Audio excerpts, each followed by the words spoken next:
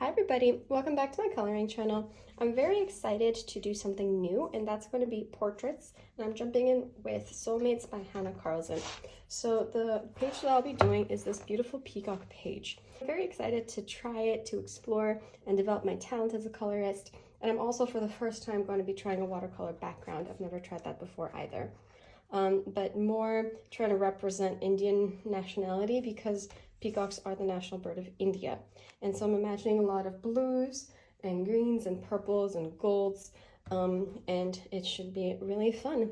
So to get started, what I'm going to do is I'm going to use Artist Masking Fluid to mask the nice detail work here. So when I work with the watercolor, it's not going to come into the page, and I'll be using the Winsor Newton masking fluid for that. I'm going to be experimenting with a new way of applying masking fluid, and that's actually going to be with a glass paint pen. So I tried various ways of applying masking fluid before. They never really seem to work very well, and so I thought I saw online that using one of these kinds of fountain pens might work, and I thought, why not actually try it with a glass pen and see how that goes. And so it's very beautiful, and the colors kind of match the peacocks that I'll be doing, so using that for good luck. So as I got started, this masking fluid was still really difficult to manage. The glass pen didn't solve it.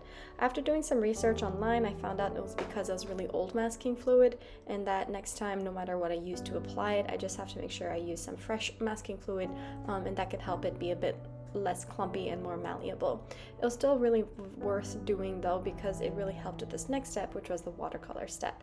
I really enjoyed doing this. It was actually my first time doing watercolors for a background, and I really loved how vibrant you can get the colors by using the paint really thickly.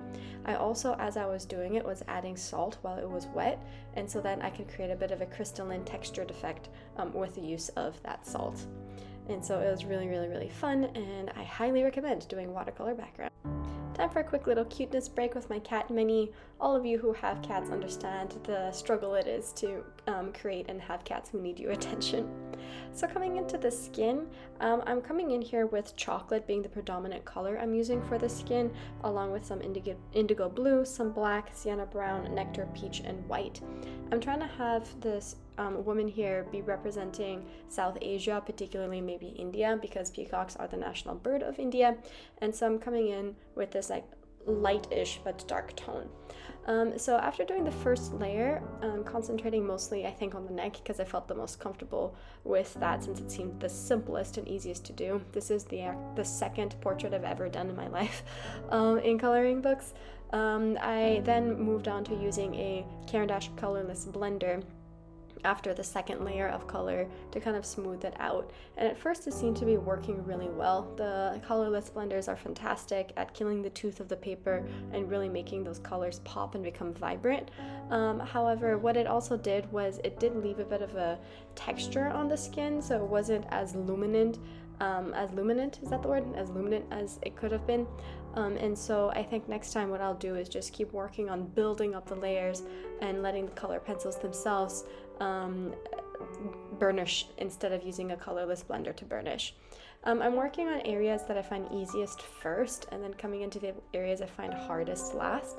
And for me, the cheek is impossible. I don't really wear makeup, so I don't really understand how contouring works, and so it just took me a while to figure out how to get the shadow under the cheek without making her look as though she has impossibly predominant cheeks. But I like the effect that I had overall. So coming in now to the other side of the peacocks, I'm using some metallic gold paint. I think the company is called Fine Tech, to do some of these detailings with my little paintbrush, and I really enjoy using metallic watercolor paint instead of a metallic paint pen because it does have a much better shine to it. And now when I'm coming into the little gems and jewels, what I did was I actually used a tutorial video from Olive Fier-Oderand on her channel of how to get rid of white lines. She first puts down a layer of Derwent Inktense white, and after she activates it, on top of that does the Posca pen. And for some reason or other, what that does is it allows the Prismacolor pencils to go on top of the layer pretty smoothly. It's not as smooth as just going directly onto the paper, but it manages to cover up those dark lines pretty much completely and allows you to reapply with a nice color to let those gems really glow. In between, I did some white stars. I kind of go to the areas of like ease when I can't figure out what to do next. And after I did the white stars, I decided I wanted to have kind of like a greenish turquoise tail. And so the main colors I used with that was peacock green, parrot green, true green, and light green. After that, I realized I wanted it to be a bit more blue than just green, and I was struggling with understanding how this works until I realized the reason I'm struggling is because peacock feathers don't really look like that. That looks a bit more like an ostrich feather to me in just like the shape and the overall floofiness of it. And so once I kind of let go of the idea that this is supposed to be a peacock feather, and I instead just embraced it as a metaphorical representation of a peacock feather, I was able to kind of free myself from the expectations of it being more photorealistic and just colored, and then went over it with brush strokes, with a pencil, trying to make it like sharp and strokey to make it look a bit more like feathers, using my Posca pen quite generously to get the tips of it to be very glowing and very white, especially because I wanted to stand out from the background without looking as though there was a permanent outline around her.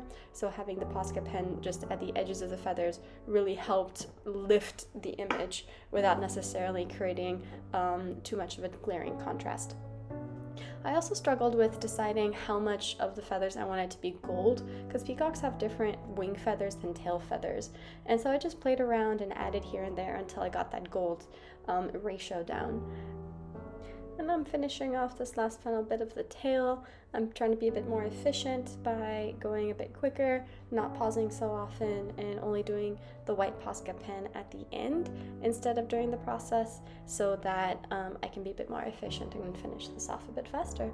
And here you go, final white highlights coming in to really help bring the magicalness to this peacock and the peacock person.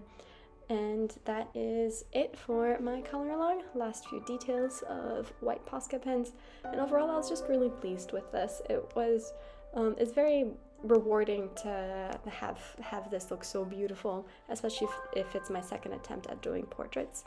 Anyway, thank you very much for watching, and I'll see you next time.